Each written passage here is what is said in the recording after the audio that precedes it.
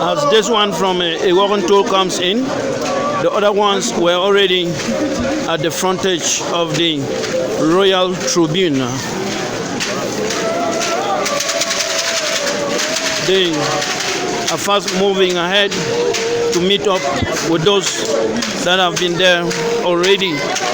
And we all understand this one is from a wagon toll.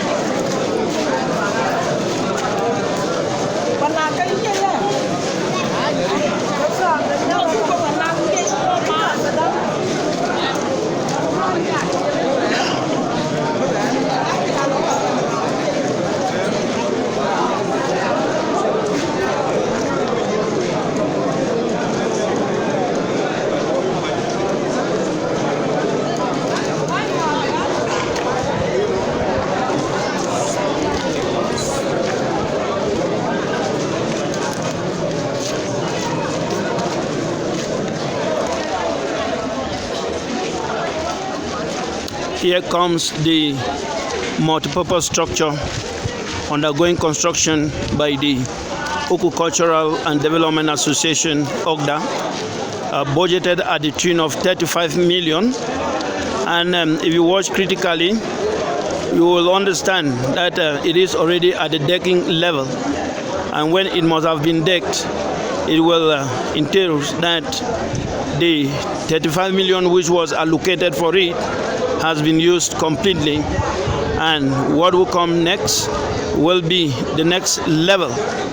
Per what we see here and per what we understand, this first basement is going to serve like a grandstand whereby Oku people will always sit to watch activities as they take place in their royal palace.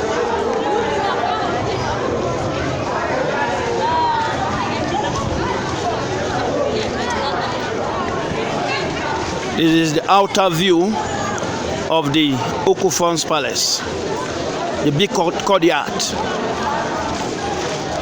also constructed by Oku Cultural and Development Association, OGDA.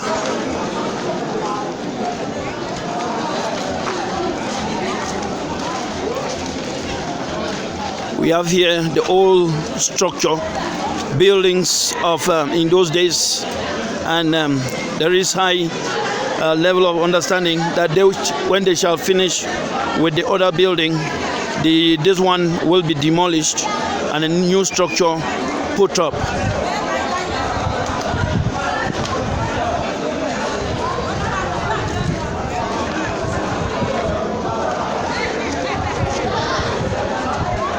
What a unique fondom.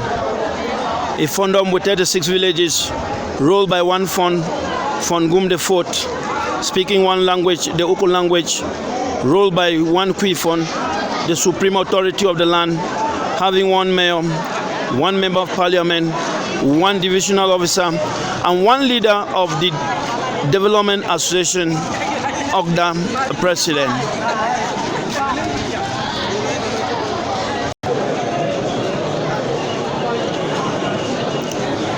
The rituals with the Sambas by the King of Oku continues here at the inner courtyard of the Oku Farms Palace. People are anxiously waiting to see the display of the Sambas after the